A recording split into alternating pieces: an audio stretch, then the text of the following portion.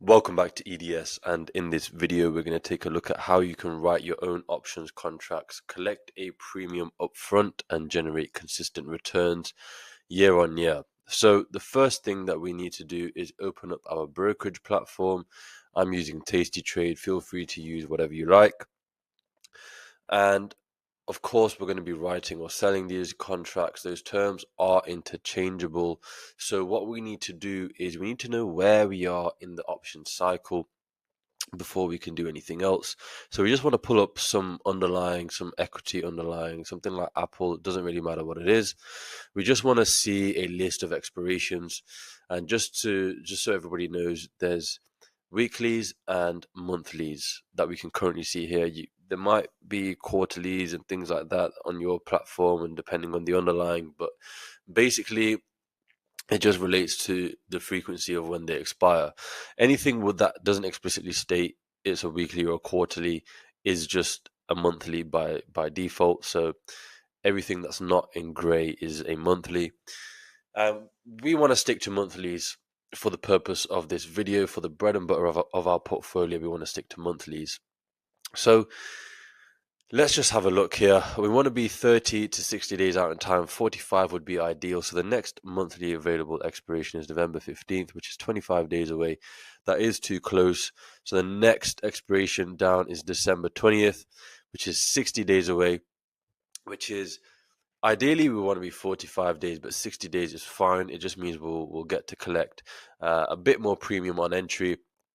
We'll have to wait a little bit longer for Theta to become super aggressive, but around 60 days is when Theta starts to become aggressive. So 60 days is fine. Now, well, we don't need to pull up the options chain at the moment. So 60 days, that's fine. Now we have that information. We want to go over to our watch list, and we want to filter out anything that has earnings over the next 60 days. And the reason for this is because we don't want earnings to disturb our trade. We don't want the increase in volatility to have a negative effect on our P&L. We don't want earnings to mess up our deltas. That will also have a negative effect on your P&L. And in addition to filtering out underlyings that have earnings, we also want to filter out underlyings that have a low liquidity level. The reason for this is because we want to be able to get in and out of positions easy, and we don't want to be paying large spreads. We want to be paying tight spreads.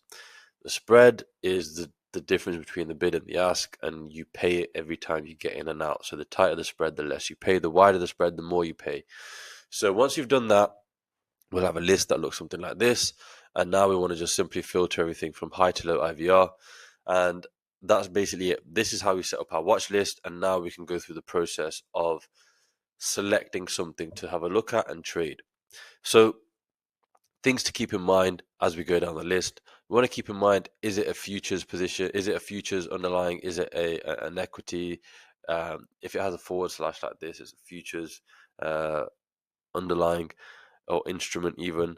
But for the purpose of this video, we're not going to go over futures. We can pretty much trade it the same way. However, there are some key differences. But we're not going to go over futures in this video. We're going to just stick with equities. So now we've narrowed it down to equities. You want to keep in mind the size of the underlying, i.e., for example, GDXJ is trading at $54, GLD is trading at $251.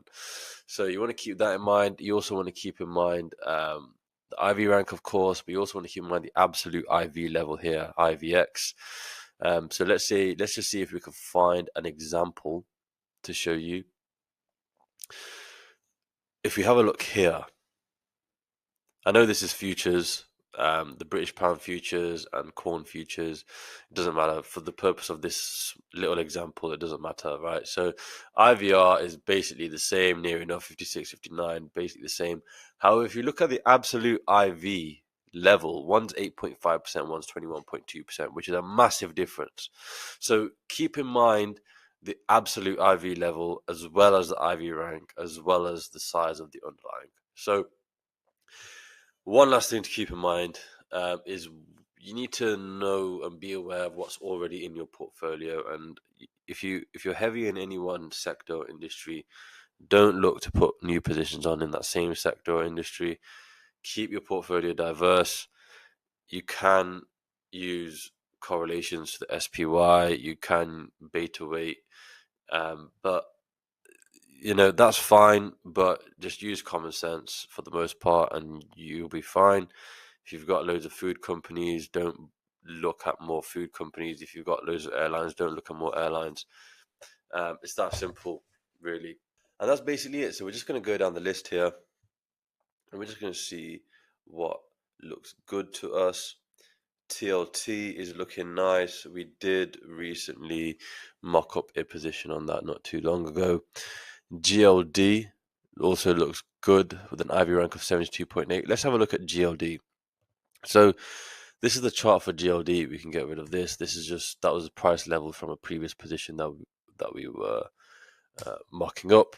So this is GLD. This is what it looks like right now. IV rank has kind of just been in this high area here ever since we've had this move upwards.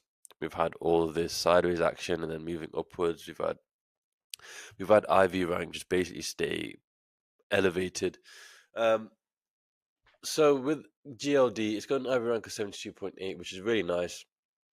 Let's have a look at the expiration dates, and this is what I was referring to earlier. You've got weeklies and quarterlies, but we just want to stick with the monthlies.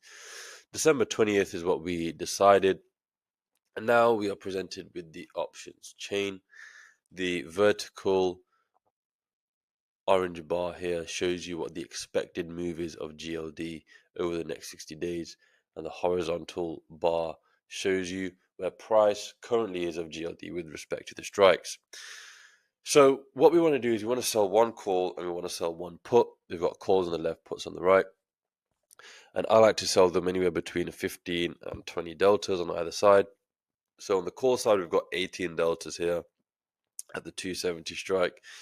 And on the put side, we're spoiled for choice. We've got the 15 delta, 16 delta, 18 and 19. We want to be as delta neutral as possible. So we want to stick with something as close to 18 delta as possible. And we've got an 18 delta here at the 238 strike.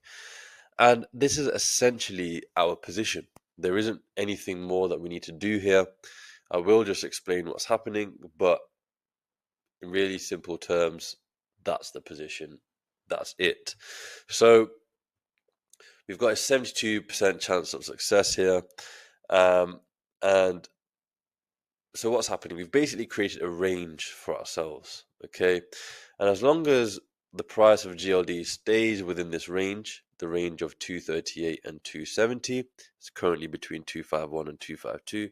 So if it stays within this range and is within this range, within the next 60 days or by the next 60 days, then we will keep 100% of the premium that we've collected, which is this here, $3.25 times 100 shares, which is $325.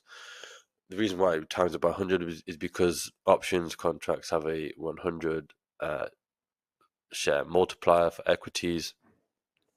That's just standard across the board for equities, not for futures. So $325 is what we'd collect, and if price stays within this range, we keep all of that premium. If you want to get out of this position at 50% of our profit target, then we've got an 86%, 87% chance of that happening.